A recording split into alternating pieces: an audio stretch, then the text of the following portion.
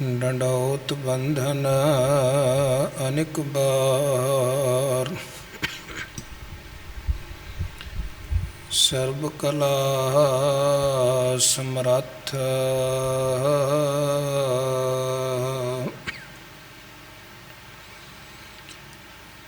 Dolan ते राखो प्रभु।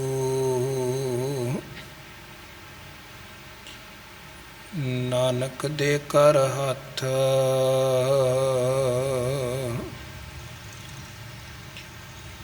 Dolan ते राखो प्रभु। नानक दे कर हाथ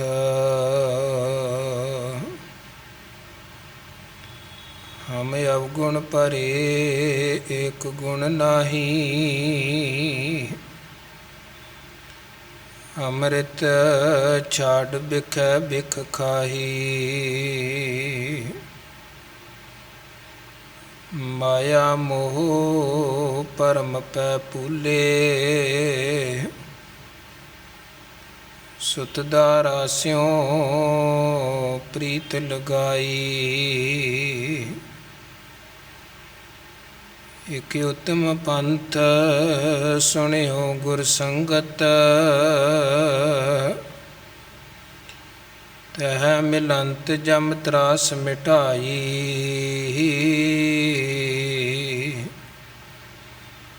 एक अरदास पाठ कीरत की गुरु रामदास राखो सरनाई। एक अरदास पाठ कीरत की गुरु रामदास राखो सरनाई। जे सतगुर सिमरंत नैन के तिमर मिटै खिन। जे सतगुर सिमरंत हृदय हर नाम दिनो दिन। जे सतगुर सिमरंत जी की तपत मिटावै। जे सतगुर सिमरंत रिद सिद नव निध पावै। सोई रामदास गुरु बल भण मिल संगत धन धन करो। जे सतगुर लग प्रभ पाईऐ सो सतगुर सिमरो नरो। सोई रामदास गुरु बल भण मिल संगत धन धन करो। जे सतगुर लग प्रभ पाईऐ सो सतगुर सिमरो नरो। कवन वडाई कै सकूं बेअंत गुणीता। कर कृपा मोहि नाम देहो नानक दर सरीता। कर कृपा मोहि नाम देहो नानक दर सरीता।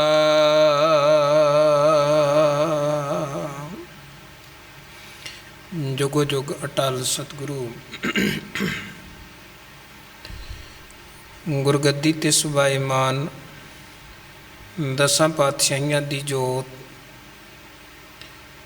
गरीब नवाज भगत वत्सल पतित पावन सतगुरु साहिब श्री गुरु ग्रंथ साहिब जी महाराज जी दी पावन और पवित्र मुबारक अमृतमयी हजूरी विखे जुड़ बैठी गुरु रूप साध संगत। गुरु साहिब जी दियां बेअंत बख्शिशां रहमतां होईयां हन। ਗੁਰੂ ਕੇ ਪਾਵਨ ਪਵਿੱਤਰ ਦਰਬਾਰ ਵਿਖੇ ਸੰਧਿਆ ਵੇਲੇ ਦੇ ਸਜੇ ਹੋਏ ਦੀਵਾਨਾਂ ਦੀ ਹਾਜ਼ਰੀ ਭਰ ਰਹੇ ਹਾਂ ਔਰ ਗੁਰੂ ਘਰ ਦੀ ਮਰਿਆਦਾ ਮੁਤਾਬਕ ਸੋਧਾ ਰਹਿਰਾਸ ਸਾਹਿਬ ਦੇ ਪਾਠ ਉਪਰੰਤ ਪਾਵਨ ਬਾਣੀ ਦੇ ਸ਼ਬਦ ਕੀਰਤਨ ਦੇ ਪ੍ਰਵਾਹ ਚੱਲੇ। ਆਰਤੀ ਉਪਰੰਤ 2 ਸ਼ਬਦਾਂ ਦਾ ਕੀਰਤਨ ਆਪ ਜੀ ਨੇ ਸ਼ਰਵਣ ਕੀਤਾ ਹੈ। ਮਨ ਹਾੜੀ ਕਿਰਸਾਨੀ ਕਰਨੀ, ਸ਼ਰਮ ਪਾਣੀ ਤਨ ਖੇਤ, ਨਾਮ ਬੀਜ ਸੰਤੋਖ ਸੁਹਾਗਾ, ਰੱਖ ਗਰੀਬੀ ਵੇਸ, ਭਾਉ ਕਰਮ ਕਰ ਜਮ ਸੀ, ਸੇ ਘਰ ਭਾਗਠ ਦੇਖ। ਪ੍ਰਥਮ ਇਸ ਸ਼ਬਦ ਦਾ ਕੀਰਤਨ ਆਪ ਸੰਗਤਾਂ ਦੇ ਨਾਲ ਭਾਈ ਸਾਹਿਬ ਨੇ ਸਾਂਝਾ ਕੀਤਾ। ਉਪਰੰਤ ਪ੍ਰਭ ਤੇਰੇ ਪੱਗ ਕੀ ਧੂਰ। ਸੋ ਕੀਰਤਨ ਤੋਂ ਉਪਰੰਤ ਆਓ ਗੁਰਬਾਣੀ ਵਿਚਾਰ ਦੇ ਨਾਲ ਜੁੜੀਏ। ਧੰਨ ਗੁਰੂ ਅਰਜਨ ਦੇਵ ਜੀ ਮਹਾਰਾਜ ਜੀ ਦੀ ਪਾਵਨ ਔਰ ਪਵਿੱਤਰ ਰਸਨਾ ਤੋਂ ਉਚਾਰਨ ਪਾਵਨ ਬਾਣੀ ਸੰਸਕ੍ਰਿਤੀ ਦੀ ਵਿਚਾਰ ਦੀ ਲੜੀ ਆਪਾਂ ਆਰੰਭ ਕੀਤੀ ਹੈ ਔਰ ਇਸ ਪਾਵਨ ਪਵਿੱਤਰ ਬਾਣੀ ਦੀਆਂ 13 ਪੌੜੀਆਂ ਤੱਕ ਦੀ ਵਿਚਾਰ ਆਪ ਜੀ ਨੇ ਸ਼ਰਵਣ ਕੀਤੀ ਹੈ। ਅਗਲੇਰੀ ਵਿਚਾਰ ਦੇ ਨਾਲ ਜੁੜਨ ਤੋਂ ਪਹਿਲਾਂ ਗੁਰੂ ਸਾਹਿਬ ਵੱਲੋਂ ਬਖਸ਼ਿਸ਼ ਕੀਤੀ ਹੋਈ ਫਤਿਹ ਪ੍ਰਵਾਨ ਕਰੋ। ਕੋਈ ਰਸਨਾ ਵਾਂਝੀ ਨਾ ਰਵੇ, ਗੱਜ ਵੱਜ ਕੇ ਆਖੋ ਜੀ ਵਾਹਿਗੁਰੂ ਜੀ ਕਾ ਖਾਲਸਾ ਵਾਹਿਗੁਰੂ ਜੀ ਕੀ ਫਤਿਹ। ਧੰਨ ਗੁਰੂ ਅਰਜਨ ਦੇਵ ਜੀ ਮਹਾਰਾਜ ਨੇ ਰਹਿਮਤ ਕਰਕੇ 13ਵੀਂ ਪੌੜੀ 'ਚ ਸਾਨੂੰ ਇਹ ਉਪਦੇਸ਼ ਬਖਸ਼ਿਆ ਸੀ ਕਿ ਜਿਹਦੇ 'ਤੇ ਮਾਲਕ ਦੀ ਕਿਰਪਾ ਵਰਤਦੀ ਹੈ ਉਹ ਮਨੁੱਖ ਤਤ ਗਿਆਨ ਦਾ, ਗੁਰਮਤਿ ਗਿਆਨ ਦਾ ਧਾਰਨੀ ਬਣਦਾ ਹੈ ਔਰ ਜਿਹੜਾ ਗੁਰੂ ਦੀ ਮੱਤ ਦਾ ਧਾਰਨੀ ਬਣ ਗਿਆ ਉਹਦੀ ਜੋ ਬੁੱਧੀ ਹੈ ਉਹ ਖੇੜੇ ਵਾਲੀ, ਮਨ ਐਨ ਖਿੜਿਆ ਰਹਿੰਦਾ ਹੈ ਔਰ ਉਹ ਆਪਣੀਆਂ ਇੰਦਰੀਆਂ 'ਤੇ ਆਪਣੇ ਆਪ 'ਤੇ ਕਾਬੂ ਪਾ ਲੈਂਦਾ ਹੈ। ਮਨ ਵੀ ਕਾਬੂ 'ਚ ਔਰ ਇਹ ਜਿਹੜੇ ਬਾਹਰ ਦੇ ਸਾਡੇ ਇੰਦਰੇ ਹਨ ਇਹ ਵੀ ਕਾਬੂ 'ਚ ਆਉਂਦੇ ਹਨ ਔਰ ਉਹ ਗੁਰਮੁਖ ਫਿਰ ਐਨ ਠੰਡੇ ਠਾਰ ਸ਼ੀਤਲ ਹਿਰਦੇ ਵਾਲਾ ਬਣਦਾ ਹੈ। ਜਨਮ ਮਰਨ ਤੋਂ ਵੀ ਉਹਨੂੰ ਮੁਕਤੀ ਮਿਲਦੀ ਹੈ ਔਰ ਬਾਜੰਤ ਨਾਨਕ ਸ਼ਬਦ ਬੀਣਾ ਉਹਦੇ ਅੰਦਰ ਫਿਰ ਵਾਹਿਗੁਰੂ ਜੀ ਦੇ ਨਾਮ ਦੀ ਜਿਹੜੀ ਇੱਕ ਧੁਨ ਹੈ, ਵਾਜੇ ਅਨਹਦ ਤੂਰੇ ਵਾਲੀ ਖੇਡ, ਉਹ ਨਿਰੰਤਰ ਚੱਲਦੀ ਹੈ। ਪਰ ਇਹ ਸਾਰੀ ਅਵਸਥਾ ਬਣਦੀ ਕਿਹਦੀ? ਜਿਹਦੇ 'ਤੇ ਮਾਲਕ ਨੇ ਕਿਰਪਾ ਕੀਤੀ, ਜਿਹਨੂੰ ਮਤ ਤਤ ਗਿਆਨੰ, ਤਤ ਗਿਆਨ ਦੀ ਦਾਤ ਨਸੀਬ ਹੋ ਗਈ, ਪ੍ਰਾਪਤ ਹੋ ਗਈ। ਇੱਦੋਂ ਅੱਗੇ ਅੱਜ 14 ਨੰਬਰ ਸਲੋਕ 'ਚ ਧੰਨ ਗੁਰੂ ਅਰਜਨ ਦੇਵ ਮਹਾਰਾਜ ਫਰਮਾਨ ਕਰਦੇ ਹਨ, ਕਹੰਤ ਬੇਦਾ ਗੁਣੰਤ ਗੁਣੀਆਂ, ਸੁਣੰਤ ਬਾਲਾ ਬਹੁ ਬਿਧ ਪ੍ਰਕਾਰਾ।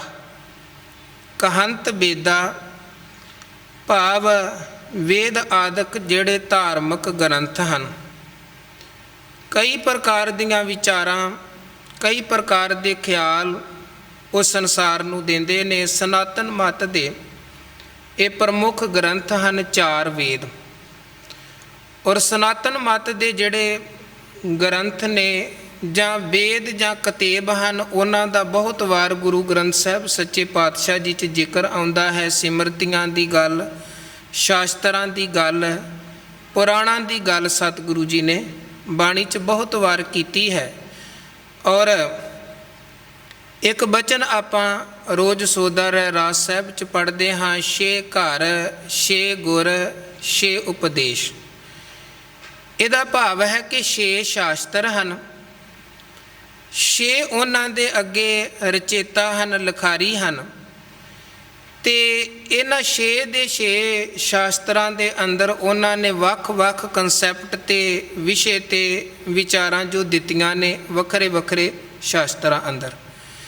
ਗ੍ਰੰਥ ਵੱਖਰੇ ਵੱਖਰੇ, ਉਹਨਾਂ ਦੇ ਲਿਖਾਰੀ ਵੱਖਰੇ ਵੱਖਰੇ, ਅੱਗੇ ਉਹਨਾਂ ਨੇ ਜਿਹੜੀਆਂ ਵਿਚਾਰਾਂ ਲਿਖੀਆਂ ਨੇ ਉਹ ਵੀ ਵੱਖਰੇ ਵੱਖਰੇ ਤਰ੍ਹਾਂ ਦੀਆਂ। ਇਸੇ ਤਰ੍ਹਾਂ ਵੇਦ ਹਨ, 4 ਵੇਦ ਹਿੰਦੂ ਧਰਮ ਦੇ ਮੁੱਖ ਗ੍ਰੰਥ ਹਨ ਔਰ ਵੱਖ-ਵੱਖ ਤਰ੍ਹਾਂ ਦੀਆਂ ਵਿਚਾਰਾਂ ਉਹਨਾਂ ਗ੍ਰੰਥਾਂ 'ਚ ਲਿਖੀਆਂ ਨੇ। ਮਹਾਰਾਜ ਕਹਿੰਦੇ ਕਹੰਤ ਬੇਦਾ ਗੁਣੰਤ ਗੁਣੀਆਂ। ਫਿਰ ਅੱਗੇ ਜਿਹੜੇ ਉਹਨਾਂ ਦੀ ਵਿਚਾਰ ਕਰਨ ਵਾਲੇ ਵਿਚਾਰਵਾਨ ਹਨ ਉਹ ਵੇਦਾਂ ਦੀ ਵਿਆਖਿਆ ਕਰਦੇ ਨੇ। ਔਰ ਸੁਣੰਤ ਬਾਲਾ, ਬਾਲਾ ਭਾਵ ਅੱਗੇ ਜਿਹੜੇ ਉਹਨਾਂ ਦੇ ਵਿਦਿਆਰਥੀ ਜਾਂ ਸੁਣਨ ਵਾਲੇ ਜਿਹੜੇ ਉਹਨਾਂ ਦੇ ਕੋਲ ਬੈਠੇ ਹੁੰਦੇ ਹਨ ਉਹ ਸੁਣਦੇ ਨੇ। ਕੀ ਸੁਣਦੇ ਨੇ? ਬਹੁ ਵਿਧ ਪ੍ਰਕਾਰਾ। ਉਹ ਸੁਣਾਉਣ ਵਾਲੇ ਜਿਹੜੇ ਗੁਣੀ ਪੁਰਖ, ਵਿਦਵਾਨ ਪੁਰਖ, ਪੰਡਤ ਹਨ, 4 ਵੇਦਾਂ ਦੀ ਉਹ ਵਿਚਾਰ ਦੱਸਦੇ ਨੇ ਤੇ ਬਹੁ ਵਿਧ ਪ੍ਰਕਾਰਾ, ਕਈ ਤਰ੍ਹਾਂ ਦੇ ਨਾਲ। ਵੇਖੋ ਗ੍ਰੰਥ ਉਹੀ ਹੈ, ਵਿਚਾਰ ਕਰਨ ਵਾਲੇ ਵੱਖਰੇ ਵੱਖਰੇ ਤਰੀਕੇ ਦੇ ਨਾਲ ਵਿਚਾਰ ਕਰਦੇ ਹਨ। ਧੰਨ ਗੁਰੂ ਗ੍ਰੰਥ ਸਾਹਿਬ ਸੱਚੇ ਪਾਤਸ਼ਾਹ ਜੀ ਦੇ ਕਰੀਬਨ 20 ਟੀਕੇ ਹਨ, ਸਟੀਕ ਹਨ। ਵੱਖ ਵੱਖ ਵਿਦਵਾਨਾਂ ਨੇ ਇਹ ਸਟੀਕ ਲਿਖੇ ਹਨ ਔਰ ਹਰ ਇੱਕ ਨੇ ਆਪਣੀ ਆਪਣੀ ਮਤ, ਆਪਣੀ ਆਪਣੀ ਸੋਚ ਦੇ ਮੁਤਾਬਕ ਅੱਗੇ ਬਾਣੀ ਦੀ ਵਿਆਖਿਆ ਕੀਤੀ ਹੈ। ਗੁਰੂ ਨਾਨਕ ਮਹਾਰਾਜ ਜੀ ਦੀ ਪਾਵਨ ਬਾਣੀ ਜਪਜੀ ਸਾਹਿਬ ਦੇ ਹਜ਼ਾਰਾਂ ਟੀਕੇ ਸਟੀਕ ਮਿਲਦੇ ਹਨ ਔਰ ਵੱਖ ਵੱਖ ਵਿਦਵਾਨਾਂ ਨੇ ਉਹ ਅਰਥ ਲਿਖੇ ਨੇ, ਆਪਣੀ ਆਪਣੀ ਮਤ ਮੁਤਾਬਕ ਸਾਰਿਆਂ ਨੇ ਅਰਥ ਲਿਖੇ ਹਨ। ਜਿਵੇਂ ਮਹਾਰਾਜ ਕਹਿੰਦੇ ਆਪ ਆਪਣੀ ਬੁੱਧ ਹੈ ਜੇਤੀ, ਬਰਨਤ ਭਿੰਨ ਭਿੰਨ ਤੋਹਿ ਤੇਤੀ। ਜਿੰਨੀ ਜਿੰਨੀ ਕਿਸੇ ਨੂੰ ਦਾਤੇ ਨੇ ਮਤ ਦਿੱਤੀ ਉਸ ਮਤ ਦੇ ਮੁਤਾਬਕ ਲੋਕ ਵਰਣਨ ਕਰਦੇ ਹਨ। ਜਿੰਨੀ ਮਤ ਹੈ ਉਨੀ ਮਤ ਮੁਤਾਬਕ ਕਹਿਣ ਵਾਲੇ ਨੇ ਕਹਿ ਦਿੱਤਾ। ਪਰ ਤੁਮਰਾ ਲੱਖਾ ਨਾ ਜਾਏ ਪਸਾਰਾ, ਕਹਿ ਬਿਦ ਸਜਾ ਪ੍ਰਥਮ ਸੰਸਾਰਾ। ਉਹਦਾ ਅੰਤ ਕੋਈ ਨਹੀਂ ਬਿਆਨ ਕਰ ਸਕਦਾ।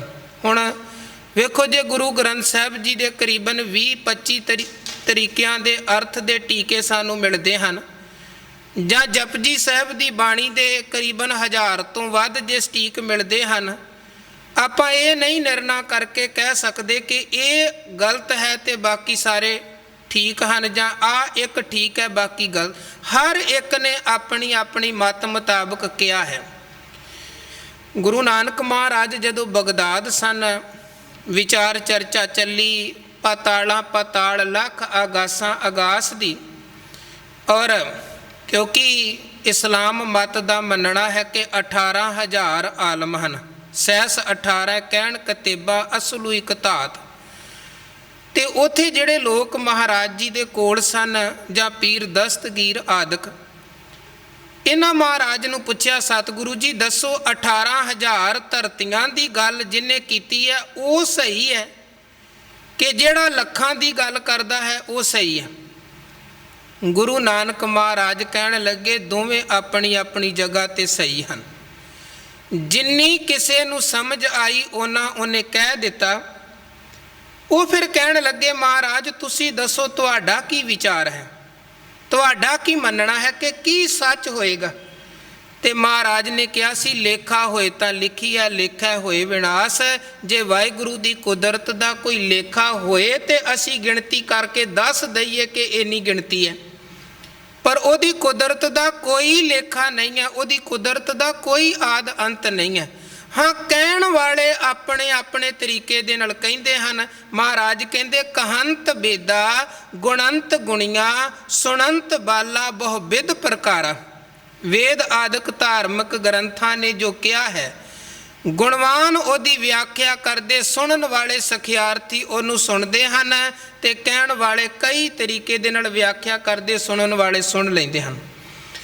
ਦਿਰੜੰਤ ਸੁਵਿਦਿਆ ਹਰ ਹਰ ਕਿਰਪਾਲਾ। ਹੁਣ ਸੁਣਨ ਵਾਲੇ ਨੇ ਵਿਖਿਆਨ ਸੁਣ ਲਿਆ। ਅੱਗੇ ਮਹਾਰਾਜ ਕਹਿੰਦੇ ਦਿਰੜੰਤ ਸੋ ਵਿਦਿਆ ਹਰ ਹਰ ਕਿਰਪਾਲਾ। ਜਿਹਦੇ ਤੇ ਹਰੀ ਅਕਾਲ ਪੁਰਖ ਵਾਹਿਗੁਰੂ ਕਿਰਪਾ ਕਰਦਾ ਹੈ, ਉਹ ਧਾਰਮਿਕ ਗ੍ਰੰਥਾਂ ਨੂੰ ਪੜ੍ਹ ਕੇ ਸੁਣ ਕੇ ਤੇ ਉਹਦੇ ਚੋਂ ਜਿਹੜੀ ਸੁਵਿਦਿਆ ਤੱਤ ਦਾ ਜਿਹੜਾ ਗਿਆਨ ਹੈ ਉਹਨੂੰ ਧਾਰਨ ਕਰਦਾ ਹੈ। ਸੁਣਨ ਵਾਲੇ ਬਹੁਤ ਨੇ, ਸੁਣਦੇ ਹਨ ਪਰ ਸਾਰੇ ਧਾਰਨ ਨਹੀਂ ਕਰਦੇ ਹਨ। ਪੜ੍ਹਨ ਵਾਲੇ ਬੜੇ ਹੁੰਦੇ ਹਨ, ਪੜ੍ਹ ਲਿਆ ਜਾਂਦਾ ਹੈ, ਰੱਟ ਲਿਆ ਜਾਂਦਾ ਹੈ, ਐਨ ਚੇਤੇ ਕਰ ਲਿਆ ਜਾਂਦਾ ਹੈ, ਪਰ ਉਹਨੂੰ ਕਮਾਇਆ ਨਹੀਂ ਜਾਂਦਾ ਹੈ। ਪੜਿਆ ਤੇ ਚੋਰ ਨੇ ਵੀ ਹੁੰਦਾ ਹੈ, ਬੜੀ ਵਾਰ ਕੇ ਚੋਰੀ ਕਰਨਾ ਗੁਨਾਹ ਹੈ। ਪੜਿਆ ਤੇ ਝੂਠ ਬੋਲਣ ਵਾਲੇ ਨੇ ਵੀ ਬੜੀ ਵਾਰ ਹੁੰਦਾ ਹੈ ਕਿ ਝੂਠ ਬੋਲਣਾ ਗੁਨਾਹ ਹੈ, ਪਰ ਪੜਨ ਦੇ ਬਾਵਜੂਦ ਵੀ ਉਹ ਗੁਨਾਹ ਕਰਦਾ ਹੈ, ਪੜਨ ਦੇ ਬਾਵਜੂਦ ਵੀ ਉਹ ਪਾਪ ਕਰਦੇ ਹਨ। ਸੋ ਕਿਸੇ ਚੀਜ਼ ਦੀ ਨੌਲੇਜ ਹੋਣੀ, ਗਿਆਨ ਹੋਣਾ ਇੱਕ ਵੱਖਰੀ ਗੱਲ ਹੈ, ਉਸ ਚੀਜ਼ ਨੂੰ ਮੰਨਣਾ ਇੱਕ ਵੱਖਰੀ ਗੱਲ ਹੈ। ਤੇ ਜਿਹਨੇ ਮੰਨ ਲਿਆ ਉਹ ਮਹਾਨ ਹੈ, ਤੇ ਜਿਹਦੇ ਕੋਲ ਕੇਵਲ ਗਿਆਨ ਹੈ, ਜਿਹਨੇ ਅਜੇ ਮੰਨਿਆ ਨਹੀਂ ਹੈ, ਉਹ ਤੇ ਅਜੇ ਪਿਛਾਂਹ ਹੀ ਹੈ। ਮੰਨਣ ਵਾਲੇ ਦੀ ਤੇ ਗੁਰੂ ਨੇ ਬਹੁਤ ਵਡਿਆਈ ਕੀਤੀ ਹੈ, ਇੱਥੋਂ ਤੱਕ ਕਿਹਾ ਕਿ ਮੰਨੇ ਕੀ ਗਤ ਕਹੀ ਨਾ। ਜਿਹਨੇ ਮੰਨ ਲਿਆ, ਪਾਤਸ਼ਾਹ ਕਹਿੰਦੇ ਉਹ ਤੇ ਫਿਰ ਉੱਥੋਂ ਤੱਕ ਪਹੁੰਚ ਜਾਂਦਾ ਕਿ ਉਹਦੇ ਬਾਰੇ ਕਹਿਣਾ ਬਿਆਨ ਕਰਨਾ ਵੀ ਕਠਿਨ ਹੈ। ਸੋ ਕੌਣ ਮੰਨਦਾ ਹੈ, ਕੌਣ ਜੀਵਨ ਅੰਦਰ ਚੰਗੇ ਵਿਚਾਰਾਂ ਨੂੰ ਦ੍ਰਿੜ ਕਰਦਾ ਹੈ। ਹਜੂਰ ਕਹਿੰਦੇ ਦ੍ਰਿੜੰਤ ਸੋ ਵਿਦਿਆ ਹਰ ਹਰ ਕਿਰਪਾਲਾ। ਜਿਹਦੇ ਤੇ ਮਾਲਕ ਕਿਰਪਾ ਕਰਦੇ ਨੇ ਉਹ ਫਿਰ ਸ੍ਰੇਸ਼ਟ ਵਿਦਿਆ ਨੂੰ ਆਪਣੇ ਹਿਰਦੇ 'ਚ, ਤਤ ਗਿਆਨ ਨੂੰ ਆਪਣੇ ਹਿਰਦੇ 'ਚ ਦ੍ਰਿੜ ਕਰਦਾ ਹੈ। ਨਾਮ ਦਾਨ ਜਾਚੰਤ ਨਾਨਕ ਦੇਣਹਾਰ ਗੁਰ ਗੋਪਾਲਾ। ਪਾਤਸ਼ਾਹ ਧੰਨ ਗੁਰੂ ਅਰਜਨ ਦੇਵ ਮਹਾਰਾਜ ਸੱਚੇ ਪਾਤਸ਼ਾਹ ਕਹਿੰਦੇ, ਹੈ ਮੇਰੇ ਮਾਲਕ ਜੀ, ਹੇ ਮਾਲਕ ਜੀ, ਨਾਮ ਦਾਨ ਜਾਚੰਤ ਨਾਨਕ, ਉਹ ਵੱਡਿਆਂ ਭਾਗਾਂ ਵਾਲੇ ਹਨ ਜਿਹੜੇ ਤੁਹਾਡੇ ਕੋਲੋਂ ਨਾਮ ਦੀ ਦਾਤ ਮੰਗਦੇ ਹਨ।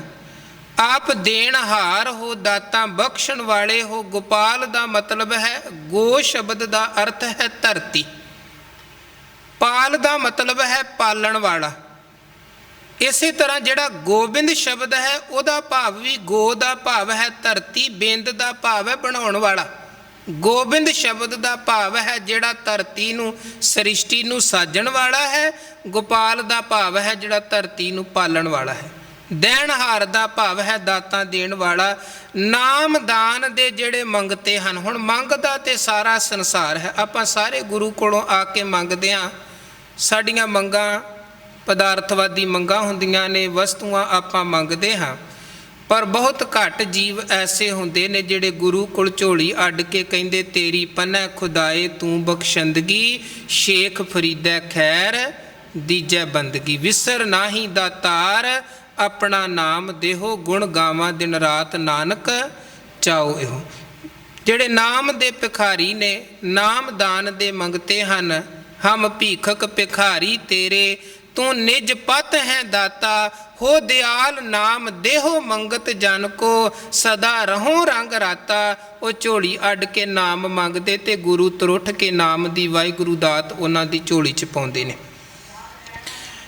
ਅੱਗੇ ਸਤਿਗੁਰੂ ਸੱਚੇ ਪਾਤਸ਼ਾਹ ਜੀ 15 ਨੰਬਰ ਸ਼ਲੋਕ 'ਚ ਫਰਮਾਨ ਕਰਦੇ ਹਨ, ਕਿਉਂਕਿ ਅਸੀਂ ਸਾਰੇ ਪ੍ਰਵਿਰਤੀ ਜੀਵ, ਗ੍ਰਸਤੀ ਜੀਵ ਹਾਂ ਤੇ ਰਿਜ਼ਕ ਦੀ ਸਾਨੂੰ ਸਭ ਨੂੰ ਚਿੰਤਾ ਹੁੰਦੀ ਹੈ, ਆਪਣੇ ਲਈ ਵੀ ਔਰ ਆਪਣੇ ਪਰਿਵਾਰ ਦੇ ਲਈ ਵੀ। ਹਾਲਾਂਕਿ ਗੁਰਮਤ ਨੇ, ਗੁਰਬਾਣੀ ਨੇ ਉਦਮ ਕਰਨ ਦੀ ਤੇ ਵਾਰ-ਵਾਰ ਪ੍ਰੇਰਣਾ ਦਿੱਤੀ ਹੈ। ਕਿਰਤ ਦਾ ਉਪਦੇਸ਼ ਸਭ ਤੋਂ ਪਹਿਲੇ ਨੰਬਰ ਤੇ ਗੁਰੂ ਸਾਹਿਬ ਨੇ ਦਿੱਤਾ ਹੈ। ਨਾਮ ਦੀ ਗੱਲ ਬਾਅਦ 'ਚ ਹੈ, ਵੰਡ ਕੇ ਛਕਣ ਦੀ ਗੱਲ ਉਦੋਂ ਬਾਅਦ ਹੈ। ਨਾਮ ਉਹ ਮਨੁੱਖ ਜਪ ਸਕਦਾ ਹੈ ਜਿਹਦਾ ਸਰੀਰ ਤੰਦਰੁਸਤ ਹੈ। ਬੁਢਾਪੇ ਦੀ ਗੱਲ ਸਤਿਗੁਰੂ ਨੇ ਬਾਣੀ 'ਚ ਕੀਤੀ। ਮਹਾਰਾਜ ਕਹਿੰਦੇ ਉਦੋਂ ਤੇ ਤੇਰੀ ਹਾਲਤ ਇੱਦਾਂ ਦੀ ਬਣਦੀ ਹੈ ਕਿ ਰੁੱਧਾ ਕੰਠ ਸ਼ਬਦ ਨਹੀਂ ਉਚਰੈ, ਅਬ ਕਿਆ ਕਰੈ ਪ੍ਰਾਣੀ। ਗਲੇ 'ਚ ਤੇ ਬਲਗਮ ਜੰਮੀ ਰਹਿੰਦੀ ਹੈ। ਉਦੋਂ ਤੇ ਮਾਥੇ ਪੀਰ, ਸਰੀਰ ਜਲਣ ਵਾਲੀ ਗੱਲ ਬਣਦੀ ਹੈ। ਫਿਰ ਤੂੰ ਰੱਬ ਨੂੰ ਕਿੱਥੋਂ ਜਪਣਾ ਜਦੋਂ ਤੂੰ ਆਪਣੇ ਆਪ ਨੂੰ ਸੰਭਾਲਣ ਜੋਗਾ ਨਾ ਹੋਇਆ, ਰੱਬ ਦਾ ਨਾਂ ਕਿੱਥੋਂ ਸੰਭਾਲ ਲਵੇਂਗਾ। ਸੋ ਕਹਿਣ ਦਾ ਭਾਵ ਕਿ ਪਰਮਾਤਮਾ ਨੂੰ ਜਪਣ ਦੇ ਲਈ ਵੀ ਸਰੀਰ ਦਾ ਤੰਦਰੁਸਤ ਹੋਣਾ ਬੜਾ ਜ਼ਰੂਰੀ ਹੈ। ਬਿਮਾਰ ਬੰਦਾ ਕਿੱਦਾਂ ਗੁਰੂ ਕੇ ਦਰ 'ਤੇ ਚੱਲ ਕੇ ਆਏਗਾ, ਕਿੱਦਾਂ ਸੰਗਤ 'ਚ ਬਵੇਗਾ, ਬਹਿਣਾ ਔਖਾ ਹੋ ਜਾਂਦਾ। ਕਈ ਬਜ਼ੁਰਗ ਕਈ ਜਗ੍ਹਾ 'ਤੇ ਦਰਬਾਰ ਹਾਲ ਉੱਪਰ ਹੁੰਦੇ ਹਨ ਤੇ ਪੌੜੀਆਂ ਚੜ੍ਹ ਕੇ ਜਾਣਾ, ਬਜ਼ੁਰਗ ਕਹਿੰਦੇ ਆਪਾਂ ਜਾ ਨਹੀਂ ਸਕਦੇ ਕਿਉਂਕਿ ਗੋਡੇ ਸਾਥ ਨਹੀਂ ਦਿੰਦੇ। ਇੱਥੇ ਵੀ ਆਪਾਂ ਬਹਿਣ ਦੇ ਲਈ ਪ੍ਰਬੰਧ ਤਾਂ ਹੀ ਕੀਤੇ ਹੋਏ ਹਨ ਕਿ ਘੱਟ ਤੋਂ ਘੱਟ ਜੇ ਕੋਈ ਬਜ਼ੁਰਗ ਚੱਲ ਕੇ ਆਉਂਦਾ ਹੈ ਉਹਨੂੰ ਬਹਿਣ ਦੀ ਸਮੱਸਿਆ ਨਾ ਆਵੇ, ਉਹ ਬਹਿ ਸਕੇ, ਪਰ ਫਿਰ ਵੀ ਔਖਾ ਹੈ। ਸਰੀਰ ਤੰਦਰੁਸਤ ਹੋਵੇ ਤੇ ਬੰਦਾ ਧਰਮ ਕਮਾ ਸਕਦਾ, ਨਾਮ ਜਪ ਸਕਦਾ ਹੈ। ਜੇ ਸਰੀਰ ਹੀ ਤੰਦਰੁਸਤ ਨਹੀਂ ਹੈ ਤੇ ਫਿਰ ਕਿੱਦਾਂ ਬੰਦਾ ਇਹ ਧਰਮ ਦਾ ਵੀ ਉਦਮ ਕਰੇਗਾ। ਹੁਣ ਸਰੀਰ ਕਿੱਦਾਂ ਤੰਦਰੁਸਤ ਰਹਿ ਸਕਦਾ ਹੈ? ਜੇ ਆਪਾਂ ਕਿਰਤ ਵਿਰਤ ਕਰਦੇ ਹਾਂ, ਕੰਮਕਾਰ ਕਰਦੇ ਹਾਂ। ਜੇ ਬੰਦਾ ਬਹਿ ਜਾਵੇ ਤੇ ਫਿਰ ਸਰੀਰ ਵੀ ਜਿਵੇਂ ਗੱਡੀ ਖੜੀ ਖੜੀ ਆਪਣੇ ਆਪ ਪੁਰਜਿਆਂ ਨੂੰ ਜੰਗਾਲ ਲੱਗ ਜਾਂਦਾ ਹੈ। ਇਸੇ ਤਰ੍ਹਾਂ ਸਰੀਰ ਦੀ ਹਾਲਤ ਹੈ। ਜੇ ਬੰਦਾ ਬਹਿ ਹੀ ਜਾਵੇ ਤੇ ਫਿਰ ਸਹਿਜੇ ਸਹਿਜੇ ਤਨੋਂ ਵੀ ਤੇ ਮਨੋਂ ਵੀ ਨਕੰਮਾ ਹੀ ਹੋ ਜਾਂਦਾ ਹੈ ਤੇ ਰੋਗੀ ਵੀ ਹੋ ਜਾਂਦਾ ਹੈ। ਇਸ ਕਰਕੇ ਗੁਰੂ ਸਾਹਿਬ ਨੇ ਸਭ ਤੋਂ ਪਹਿਲਾਂ ਉਦਮ ਤੇ ਕਿਰਤ ਦੀ ਗੱਲ ਕੀਤੀ। ਗੁਰੂ ਕਾ ਸਿੱਖ ਕਿਰਤੀ ਹੋਵੇ, ਕਿਰਤ ਕਰੇਗਾ ਤੰਦਰੁਸਤ ਹੋਵੇਗਾ, ਤੰਦਰੁਸਤ ਹੋਵੇਗਾ ਵਾਹਿਗੁਰੂ ਦਾ ਨਾਮ ਜਪੇਗਾ। ਤੇ ਜੇ ਪ੍ਰਮਾਤਮਾ ਦਾ ਨਾਮ ਜਪ ਰਿਹਾ ਹੈ, ਕਿਰਤ ਕਰ ਰਿਹਾ ਹੈ, ਫਿਰ ਅੱਗੇ ਵੰਡ ਵੀ ਸਕਦਾ ਹੈ। ਕਿਰਤ ਦੀ ਕਮਾਈ ਵੀ ਵੰਡ ਸਕਦਾ ਹੈ, ਕੀਰਤੀ ਦੀ ਕਮਾਈ ਵੀ ਵੰਡ ਸਕਦਾ ਹੈ। ਸੋ ਗੁਰੂ ਨੇ ਪਹਿਲੀ ਤੇ ਸਿੱਖਿਆ ਵੇਖੋ ਦਿੱਤੀ ਹੈ ਕਿ ਉਦਮ ਕਰੇਂਦਿਆਂ ਜੀਓ ਤੂੰ, ਕਮਾਵਦਿਆਂ ਸੁਖ ਪੁੰਚ, ਧਿਆਏਂਦਿਆਂ ਤੂੰ ਪ੍ਰਭੂ ਮਿਲ ਨਾਨਕ ਉਤਰੀ ਚਿੰਤ।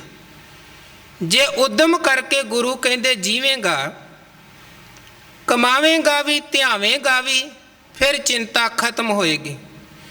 ਹੁਣ ਇੱਕ ਬੰਦਾ ਚਿੰਤਾ ਤੇ ਬੈਠਾ ਕਰ ਰਿਹਾ ਹੈ, ਉਦਮ ਨਹੀਂ ਕਰ ਰਿਹਾ ਹੈ, ਨਾ ਕਮਾਉਣ ਦਾ ਉਦਮ ਨਾ ਧਿਆਉਣ ਦਾ ਉਦਮ।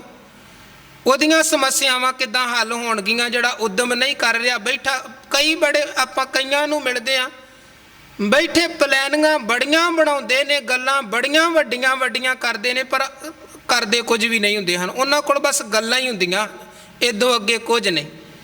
ਜਾਂ ਫਿਰ ਕੰਮ ਕਰਨ ਵਾਲਿਆਂ ਨੂੰ ਨਿੰਦਣਾ ਹੀ ਉਹਨਾਂ ਦਾ ਕੰਮ ਹੁੰਦਾ ਹੈ। ਮਹਾਰਾਜ ਨੇ ਬਾਣੀ 'ਚ ਇਸੇ ਕਰਕੇ ਕਿਹਾ, ਆਪ ਨਾ ਦੇਹ ਹੈ ਚੂਰੂ ਭਰ ਪਾਣੀ। ਬੜੇ ਲੋਕ ਐਸੇ ਨੇ ਐਵੇਂ ਬੈਠੇ ਕਹੀ ਜਾਣਗੇ ਜੀ ਸਿੱਖ ਤੇ ਕਮਲੇ ਹੋਏ ਪਏ ਨੇ, ਬਾਹਰ ਲੰਗਰ ਵਰਤਾਈ ਜਾਂਦੇ, ਦੂਜਿਆਂ ਨੂੰ ਵੰਡੀ ਜਾਂਦੇ। ਆਪ ਘਰ ਦੇ ਬੂਹੇ ਤੇ ਆਏ ਨੂੰ ਦੋ ਰੋਟੀਆਂ ਦੇਣ ਦੇ ਲਈ ਰਾਜੀ ਨਹੀਂ ਹੁੰਦੇ, ਤੇ ਜਿਹੜੇ ਬਾਹਰ ਕੋਈ ਕਿਸੇ ਨੂੰ ਖਵਾਉਂਦੇ ਪਏ ਨੇ ਉਹਨਾਂ ਨੂੰ ਬੈਠਿਆਂ ਨਿੰਦਿਆ ਕਰੀ ਜਾਣਗੇ। ਮਹਾਰਾਜ ਕਹਿੰਦੇ ਆਪ ਨਾ ਦੇਹ ਹੈ ਚੂਰੂ ਭਰ ਪਾਣੀ, ਤੈ ਨਿੰਦੈ ਜੈ ਗੰਗਾ ਆਨੀ। ਹੁਣ ਇੱਦਾਂ ਦੇ ਲੋਕ ਵੀ ਹੁੰਦੇ ਜਿਹੜੇ ਬੈਠਿਆਂ ਗੱਲਾਂ ਬੜੀਆਂ ਕਰਦੇ ਨੇ ਪਰ ਹਿੰਮਤ ਕੋਈ ਨਹੀਂ ਕਰਦੇ ਹਨ। ਸੋ ਮਹਾਰਾਜ ਸੱਚੇ ਪਾਤਸ਼ਾਹ ਕਹਿੰਦੇ ਉਦਮ ਕਰਨਾ ਹੈ, ਚਿੰਤਾ ਨਹੀਂ ਕਰਨੀ ਹੈ। ਰੋਜ਼ ਆਪਾਂ ਬਾਣੀ 'ਚ ਬਚਨ ਪੜ੍ਹਦੇ ਹਾਂ, ਧੰਨ ਗੁਰੂ ਅਰਜਨ ਦੇਵ ਮਹਾਰਾਜ ਦੇ ਕਹਿੰਦੇ, ਕਾਹੇ ਰੇ ਮਨ ਚਿਤ ਮੈਂ ਉਦਮ ਜਾਇਆ ਹਰ ਹਰ ਜੀਓ ਪਰਿਆ, ਸੈਲ ਪੱਥਰ ਮੈਂ ਜੰਤ ਉਪਾਏ, ਤਾਂ ਕਾ ਰਿਜਕ ਆਗੇ ਕਰ ਧਰਿਆ। ਉਹਨੇ ਪੱਥਰਾਂ 'ਚ ਜੀਵ ਪੈਦਾ ਕੀਤੇ, ਉੱਥੇ ਵੀ ਰਿਜਕ ਦਾ ਪ੍ਰਬੰਧ ਕੀਤਾ ਹੈ। ਬੰਦਾ ਕਹਿੰਦਾ ਮੈਂ ਕਮਾਉਂਦਾ, ਮੇਰਾ ਪਰਿਵਾਰ ਪਲਦਾ ਹੈ। ਮਹਾਰਾਜ ਸੱਚੇ ਪਾਤਸ਼ਾਹ ਕਹਿੰਦੇ ਤੇਰਾ ਭੁਲੇਖਾ ਹੈ, ਇਹ ਤੇਰਾ ਭਰਮ ਹੈ।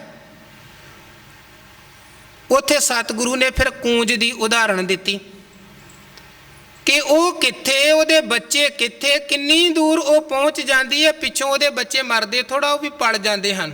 ਜਿਹੜੇ ਬੱਚਿਆਂ ਨੂੰ ਛੱਡ ਕੇ ਦੂਰ ਚਲੇ ਜਾਂਦੇ, ਬੱਚੇ ਉਹਨਾਂ ਦੇ ਵੀ ਪਲ ਜਾਂਦੇ, ਕਿਉਂਕਿ ਪਾਲਣ ਵਾਲਾ ਤੇ ਕੋਈ ਹੋਰ ਹੈ। ਤੁਮ ਦਾਤੇ ਠਾਕੁਰ ਪ੍ਰਤਪਾਲਕ, ਨਾਇਕ ਖਸਮ ਹਮਾਰੇ। ਸਾਹਿਬ ਕਹਿੰਦੇ ਊਡੈ ਊਡ ਆਵੇ ਸਹਿ ਕੋਸਾਂ, ਤਿਸ ਪਾਛੈ ਬਚਰੇ ਛਰਿਆ, ਤਿਨ ਕਵਣ ਖਿਲਾਵੈ ਕਵਣ ਚੁਗਾਵੈ, ਮਨ ਮੈਂ ਸਿਮਰਨ ਕਰਿਆ। ਇੱਕ ਗੁਰੂ ਅੰਗਦ ਦੇਵ ਮਹਾਰਾਜ ਜੀ ਦਾ ਬਚਨ ਕਹਿੰਦੇ, ਨਾਨਕ ਚਿੰਤਾ ਮਤ ਕਰੋ ਚਿੰਤਾ ਤਿਸ ਹੀ ਹੈ। ਰੱਬ ਨੂੰ ਸਭ ਦੀ ਚਿੰਤਾ ਹੈ, ਤੇ ਜਦੋਂ ਚਿੰਤਾ ਕਰਨ ਵਾਲਾ ਰੱਬ ਬੈਠਾ ਹੈ, ਫਿਰ ਸਾਨੂੰ ਚਿੰਤਾ ਕਰਨ ਦੀ ਕੀ ਲੋੜ ਹੈ?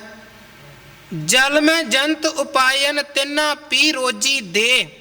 ਪਾਣੀ 'ਚ ਵਾਹਿਗੁਰੂ ਨੇ ਜੀਵ ਪੈਦਾ ਕੀਤੇ ਹਨ, ਉੱਥੇ ਵੀ ਉਹਨਾਂ ਨੂੰ ਰਿਜ਼ਕ ਦੇ ਰਿਹਾ ਹੈ।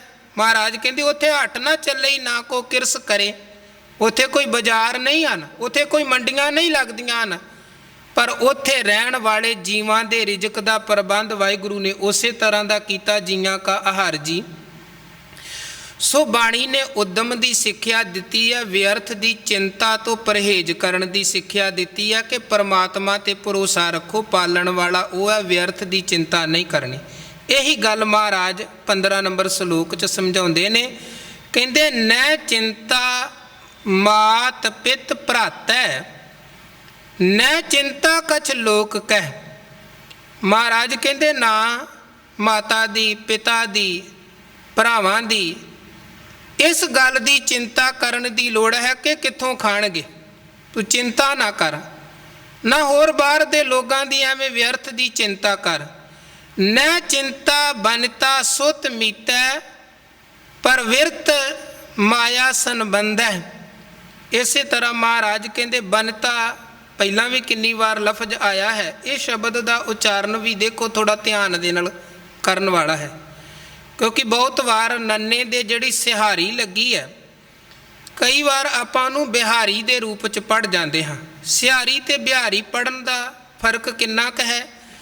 ਜੇ ਥੋੜ੍ਹਾ ਲਮਕਾ ਕੇ ਜ਼ਿਆਦਾ ਪੜ੍ਹ ਦਿੱਤਾ ਤਾਂ ਫਿਰ ਸਿਹਾਰੀ ਦੀ ਬਿਹਾਰੀ ਬਣ ਜਾਂਦੀ ਹੈ। ਇਸ ਕਰਕੇ ਇਹਨੂੰ ਬਨੀਤਾ ਨਹੀਂ ਪੜ੍ਹਨਾ, ਬਨਿਤਾ ਹਲਕੇ ਮਾਤਰਾ ਦੇ ਨਾਲ ਪੜ੍ਹਨਾ ਹੈ।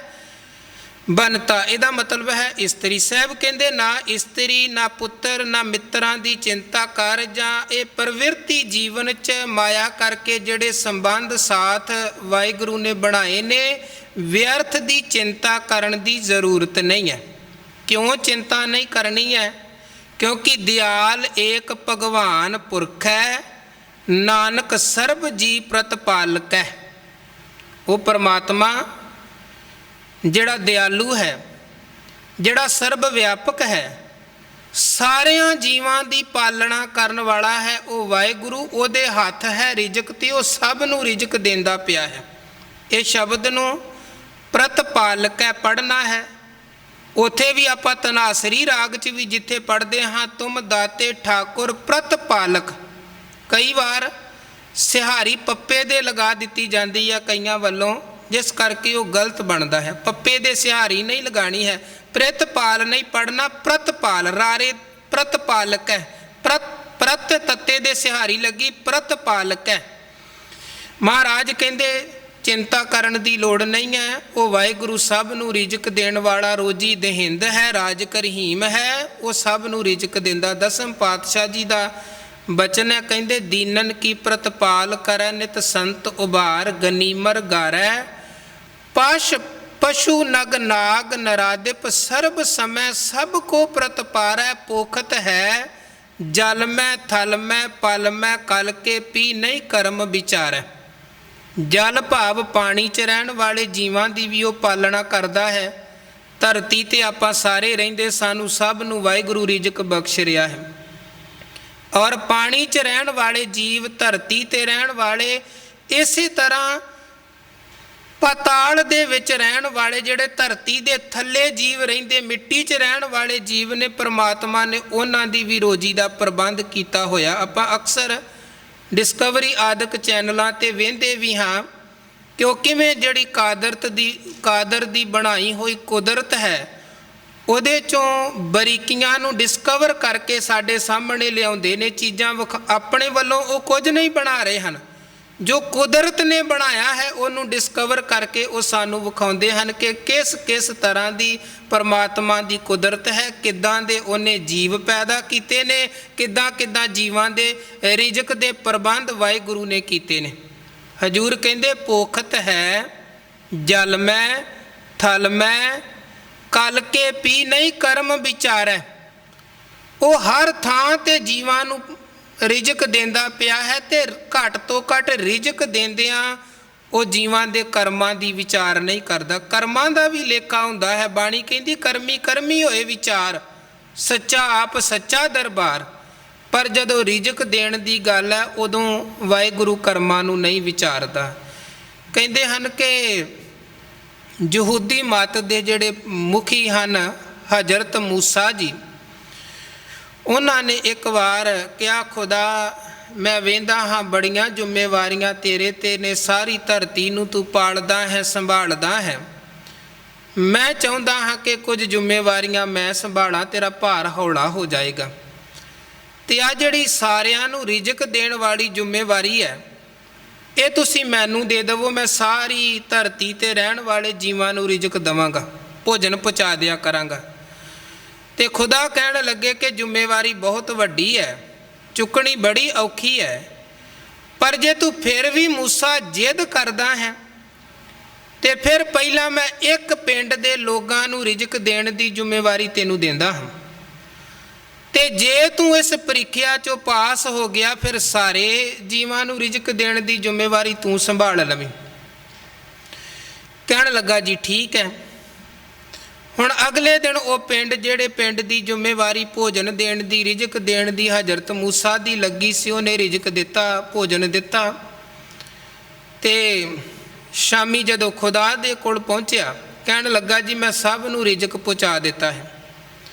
ਹੁਣ ਖੁਦਾ ਨੇ ਜਦੋਂ ਵੇਖਿਆ, ਕਹਿਣ ਲੱਗੇ ਹਜ਼ਰਤ ਸਾਰਿਆਂ ਨੂੰ ਰਿਜ਼ਕ ਤੂੰ ਨਹੀਂ ਦਿੱਤਾ, ਇੱਕ ਪਿੰਡ ਦਾ, ਨਗਰ ਦਾ ਬੰਦਾ ਅਜੇ ਵੀ ਭੁੱਖਾ ਹੈ, ਜਿਹੜਾ ਕਈ ਤਰ੍ਹਾਂ ਦੇ ਬੋਲ ਬੋਲ ਕੇ ਕਹਿ ਰਿਹਾ ਹੈ ਕਿ ਖੁਦਾ ਤੂੰ ਮੈਨੂੰ ਰਿਜ਼ਕ ਕਿਉਂ ਨਹੀਂ ਦਿੱਤਾ, ਉਹਨੂੰ ਤੂੰ ਰਿਜ਼ਕ ਕਿਉਂ ਨਹੀਂ ਦਿੱਤਾ।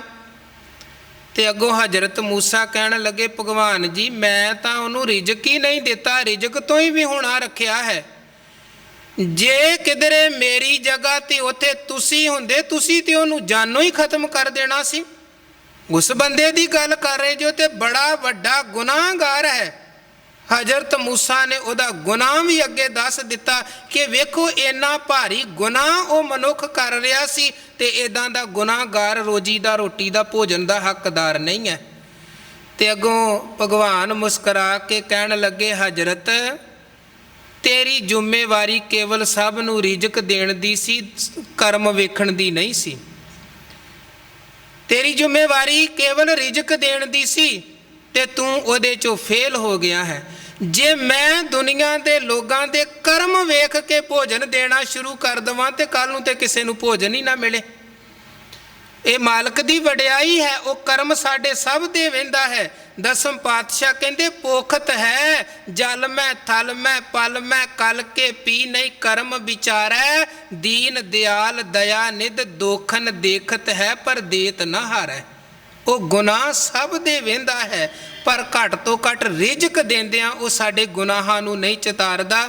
ਉਹ ਗੁਨਾਹਾਂ ਨੂੰ ਪਰੇ ਕਰਕੇ ਸਭ ਨੂੰ ਰਿਜ਼ਕ ਦਿੰਦਾ ਹੈ।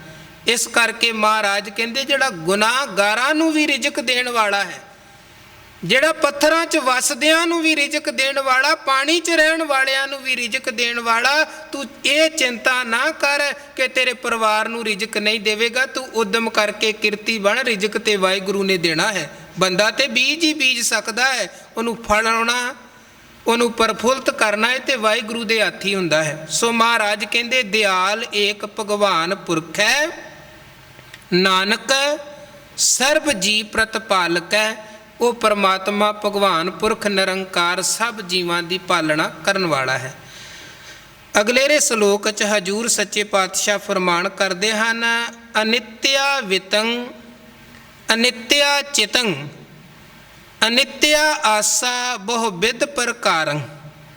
ਇਹ ਅਨਿਤਿਆ ਤੱਤੇ ਦੇ ਪੈਰ 'ਚ ਹਲੰਤ ਹੈ, ਹਾਹੇ ਦਾ ਵੀ ਚੌਥਾ ਭਾਗ।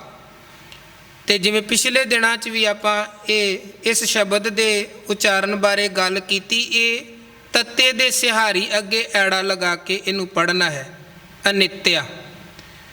3 ਵਾਰ ਇਸ ਪੰਕਤੀ 'ਚ ਆਇਆ ਹੈ, 3 ਵਾਰੀ ਇਸੇ ਤਰ੍ਹਾਂ ਪੜ੍ਹਿਆ ਜਾਏਗਾ ਅਨਿਤਿਆ। ਇਸ ਸ਼ਬਦ ਦਾ ਭਾਵ ਹੈ ਵਿਅਰਥ, ਭਾਵ ਨਹੀਂ ਰਹਿਣ ਵਾਲਾ। ਮਹਾਰਾਜ ਕਹਿੰਦੇ ਅਨਿਤਿਆ ਵਿਤੰ, ਵਿੱਤ ਭਾਵ ਦਰਬ ਪਦਾਰਥ ਮਾਇਆ ਆਦਿਕ। ਜਿਵੇਂ ਵਿੱਤ ਮੰਤਰੀ ਕਿਹਾ ਜਾਂਦਾ ਹੈ, ਫਾਈਨੈਂਸ ਮਿਨਿਸਟਰ। ਵਿੱਤ ਦਾ ਭਾਵ ਹੈ ਇਹ ਪਦਾਰਥ, ਧਨ ਆਦਿਕ। ਸਾਹਿਬ ਸੱਚੇ ਪਾਤਸ਼ਾਹ ਕਹਿੰਦੇ ਇਹ ਜਿਹੜਾ ਵਿੱਤ ਭਾਵ ਧਨ ਪਦਾਰਥ ਆਦਿਕ ਨੇ ਇਹ ਹਮੇਸ਼ਾ ਰਹਿਣ ਵਾਲੇ ਨਹੀਂ ਹਨ। ਔਰ ਇਹ ਗੱਲ ਤੇ ਬਾਣੀ 'ਚ ਬਹੁਤ ਵਾਰ ਕਹੀ ਗਈ ਹੈ। ਮਾਇਆ ਨੂੰ ਪਰਛਾਵੇਂ ਦੀ ਤਰ੍ਹਾਂ ਸਤਿਗੁਰੂ ਨੇ ਕਿਹਾ ਹੈ, ਮਾਈ ਮਾਇਆ ਛਲ ਤ੍ਰਿਣ ਕੀ ਅਗਨ ਕੱਖ ਘਾਹ ਹੈ। ਉਹਨਾਂ ਨੂੰ ਜਦੋਂ ਅੱਗ ਲਾਈ ਜਾਂਦੀ ਹੈ ਕੀ ਹੁੰਦਾ ਹੈ, ਬੜੇ ਉਸ ਅੱਗ ਦੇ ਭਾਂਬੜ ਮੱਚਦੇ ਹਨ ਜਦੋਂ ਕੱਖਾਂ ਨੂੰ ਅੱਗ ਲੱਗਦੀ ਹੈ, ਪਰ 2-4 ਪਲਾਂ ਦੇ ਵਿੱਚ ਹੀ ਉਹ ਅੱਗ ਬੁਝ ਜਾਂਦੀ ਹੈ, ਕੱਖ ਸੜ ਜਾਂਦੇ ਨੇ, ਫਿਰ ਥੱਲੇ ਕੁਝ ਵੀ ਨਹੀਂ ਰਹਿੰਦਾ, ਕੋਈ ਕੋਲਾ ਵੀ ਨਹੀਂ ਹੁੰਦਾ ਹੈ, ਸਭ ਕੁਝ ਖਤਮ। ਮਹਾਰਾਜ ਕਹਿੰਦੇ ਤ੍ਰਿਣ ਕੀ ਅਗਨ ਮੇਘ ਕੀ ਛਾਇਆ। ਹੁਣ ਬੱਦਲਾਂ ਦੀ ਛਾਂ ਹੁੰਦੀ ਹੈ, ਆਪਾਂ ਵਹਿੰਦੇ ਹਾਂ, ਦਰਖਤ ਦੀ ਛਾਂ ਦਾ ਤੇ ਛੋਟਾ ਜਿਹਾ ਦਾਇਰਾ ਹੈ, ਪਰ ਬੱਦਲ ਦੀ ਜਦੋਂ ਛਾਂ ਹੈ ਤੇ ਕਿੰਨੀ ਵਿਸ਼ਾਲਤਾ 'ਚ ਉਹ ਛਾਂ ਫੈਲਦੀ ਹੈ, ਪਰ ਰਹਿੰਦੀ ਕਿੰਨਾ ਕੁ ਚਿਰ ਹੈ? ਬਹੁਤ ਚਿਰ ਨਹੀਂ ਰਹਿੰਦੀ, ਕੁਝ ਬਸ ਪਲਾਂ ਦੀ ਖੇਡ ਹੁੰਦੀ ਹੈ, ਉਹ ਛਾਂ ਬਿਨਸ ਜਾਂਦੀ ਹੈ। ਤ੍ਰਿਣ ਕੀ ਅਗਨ ਮੇਘ ਕੀ ਛਾਇਆ, ਗੋਬਿੰਦ ਭਜਨ ਬਿਨ ਹੜ੍ਹ ਕਾ ਜਲ। ਹੁਣ ਹੜ੍ਹ ਆਉਂਦਾ ਹੈ, ਪਾਣੀ ਬੜਾ ਚੜ੍ਹਦਾ, ਤਬਾਹੀ ਬੜੀ ਮਚਾਉਂਦਾ ਹੈ, ਪਰ ਉਹ ਪਾਣੀ ਕੋਈ ਮਹੀਨਿਆਂ ਬੱਧੀ ਸਾਲਾਂ ਬੱਧੀ ਥੋੜ੍ਹਾ ਖੜਾ ਰਹਿੰਦਾ ਹੈ। 2-4 ਦਿਨਾਂ ਦੀ ਖੇਡ ਹੁੰਦੀ ਹੈ, ਪਾਣੀ ਫੇਰ ਉਤਰ ਜਾਂਦਾ, ਮੁੱਕ ਜਾਂਦਾ। ਮਹਾਰਾਜ ਕਹਿੰਦੇ ਮਾਇਆ ਦੀ ਖੇਡ ਵੀ ਇਸੇ ਤਰ੍ਹਾਂ, ਜਿਵੇਂ ਕੱਖਾਂ ਦੀ ਅੱਗ ਜਦੋਂ ਬਲਦੀ ਭਾਂਬੜ ਬੜੇ ਮੱਚਦੇ ਨੇ, ਬੱਦਲ ਦੀ ਛਾਂ ਜਦੋਂ ਹੁੰਦੀ ਬੜੀ ਵਿਸ਼ਾਲ ਥਾਂ 'ਚ ਹੁੰਦੀ ਹੈ, ਔਰ ਹੜ੍ਹਾਂ ਦਾ ਪਾਣੀ ਜਦੋਂ ਆਉਂਦਾ ਹੈ ਤੇ ਬੜੀ ਤਬਾਹੀ ਮਚਾਉਂਦਾ ਹੈ, ਪਰ ਬਹੁਤਾ ਚਿਰ ਨਹੀਂ ਰਹਿੰਦਾ। ਇਸੇ ਤਰ੍ਹਾਂ ਮਾਇਆ ਜਦੋਂ ਆਉਂਦੀ ਹੈ ਬੰਦੇ ਦੇ ਦਿਮਾਗ ਦਾ ਸੰਤੁਲਨ ਤੱਕ ਵਿਗਾੜ ਦਿੰਦੀ ਹੈ।